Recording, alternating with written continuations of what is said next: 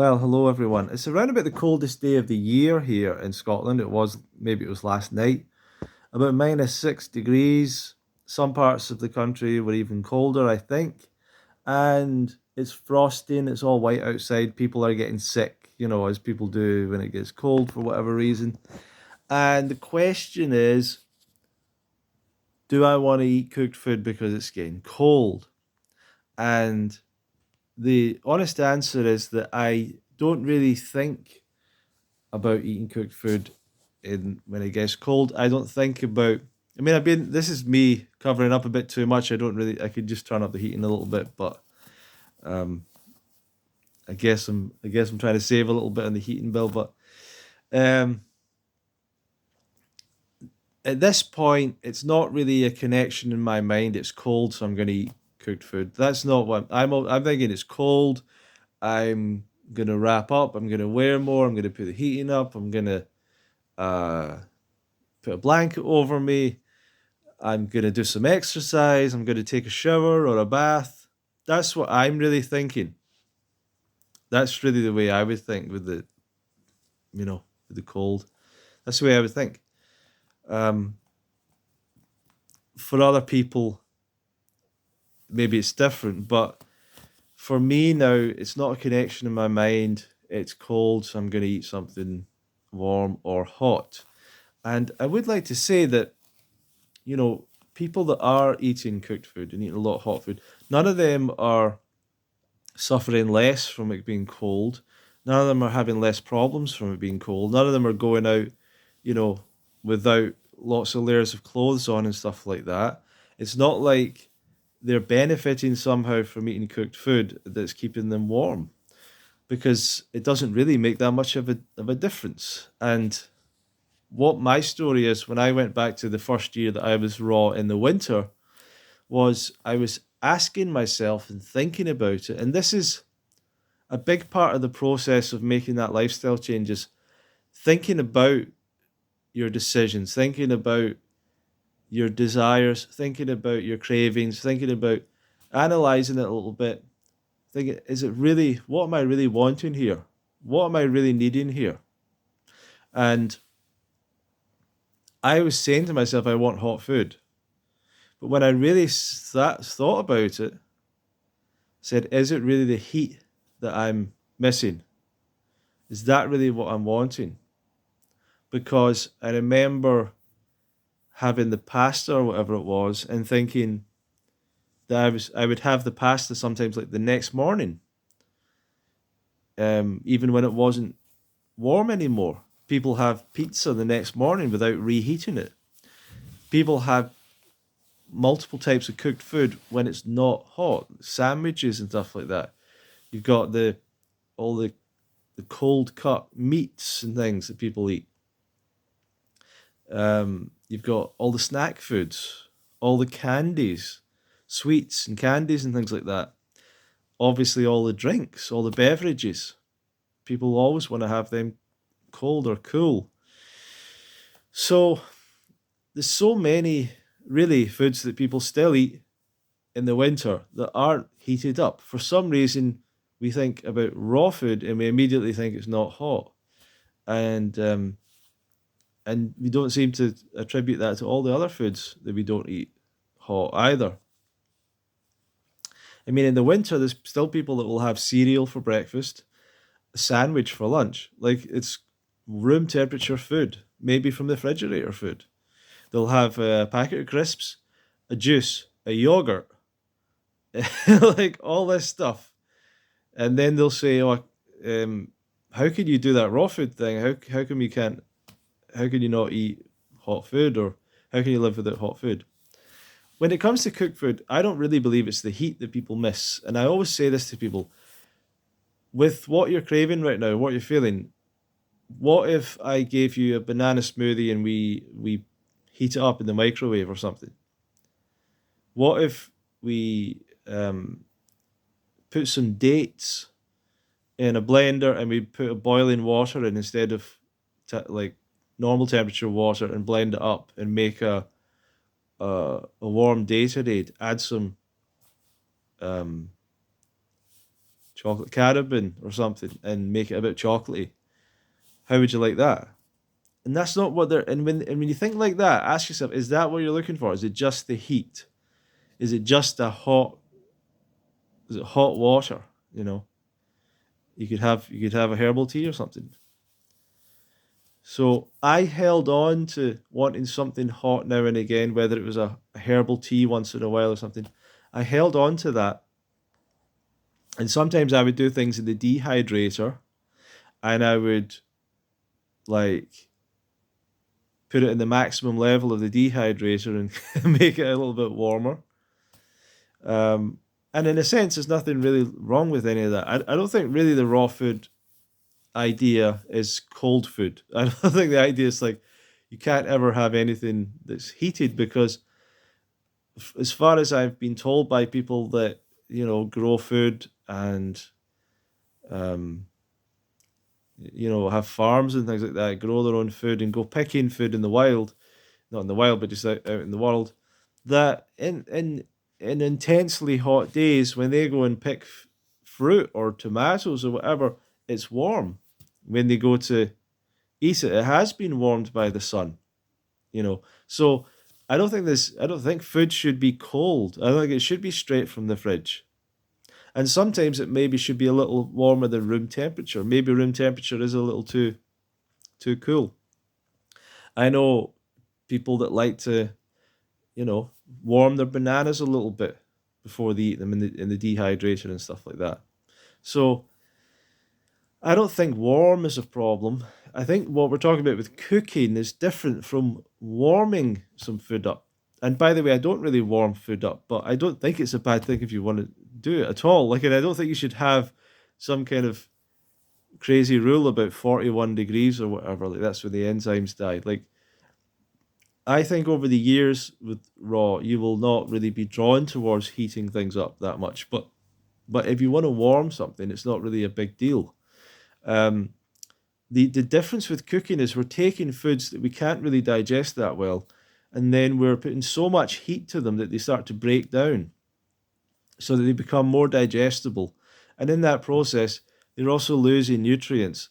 They're losing water, and it when we try and eat these foods, they're more difficult to digest, and it takes up energy and takes up time for that to digest. So I see that be a problem. We're cooking things to make it possible for us to eat them, and those foods in themselves are the problem, I think.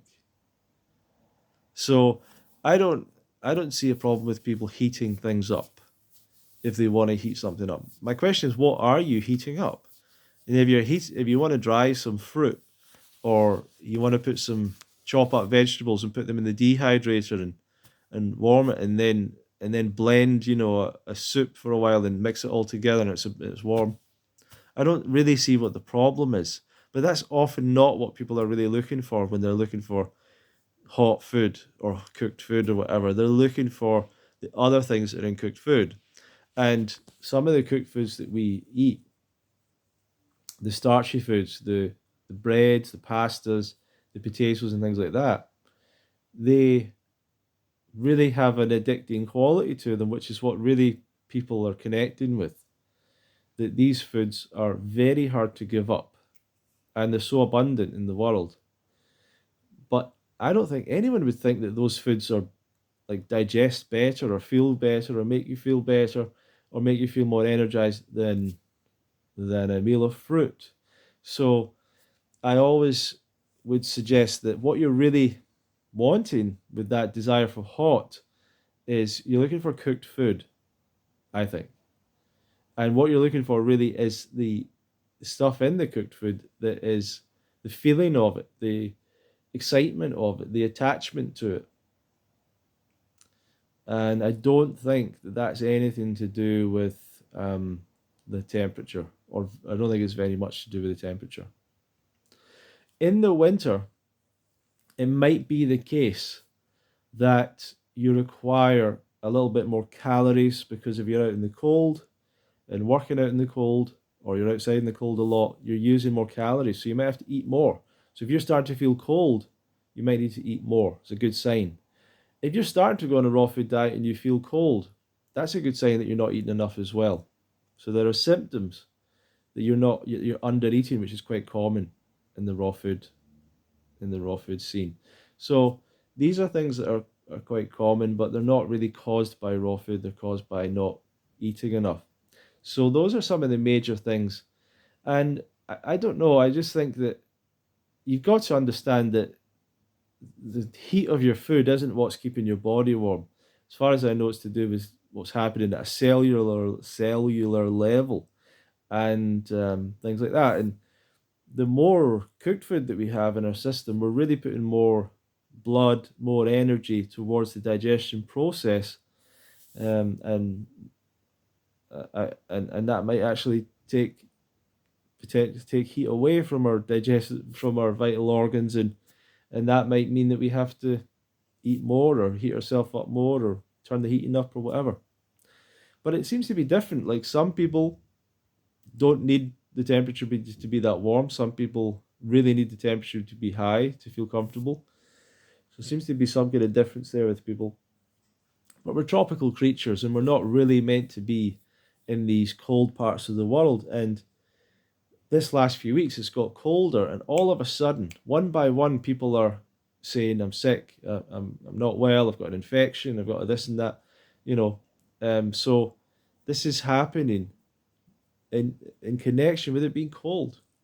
We have an impact from it being cold straight away.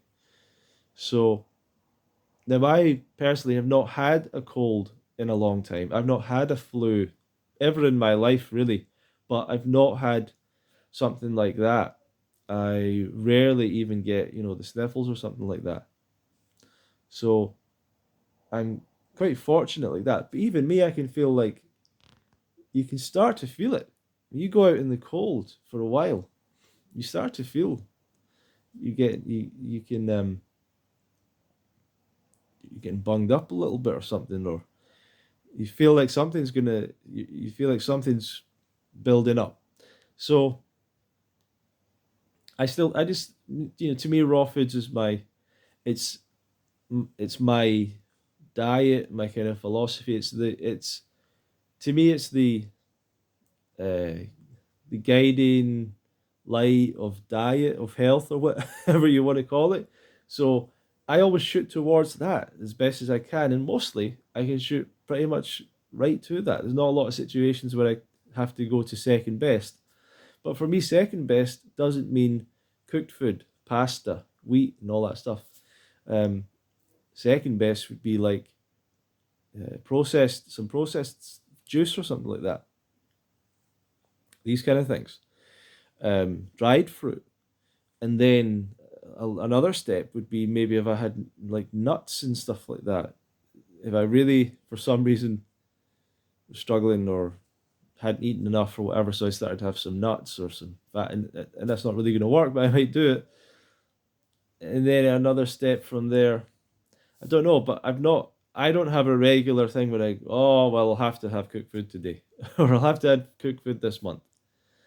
So I don't know what the mindset is to share with you. I don't really know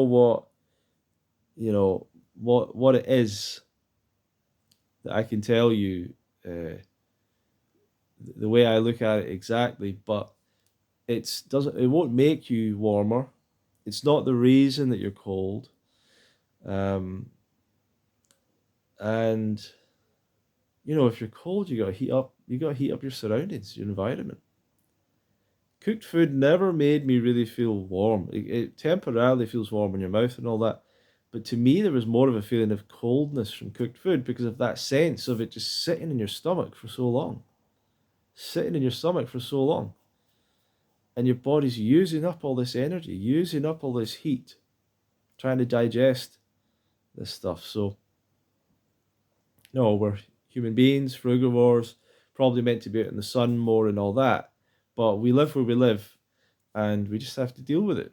People wear clothing, people put the heat on, people do all these things to stay warm, and cooked food is not the difference maker. And you're better off staying raw, staying healthy. So there you go. Thank you very much for watching. I will see you another video. If you want to learn more about the raw food lifestyle, come to UK Fruitfest. I'll put a link down below. We'd love to see you there. And thank you very much.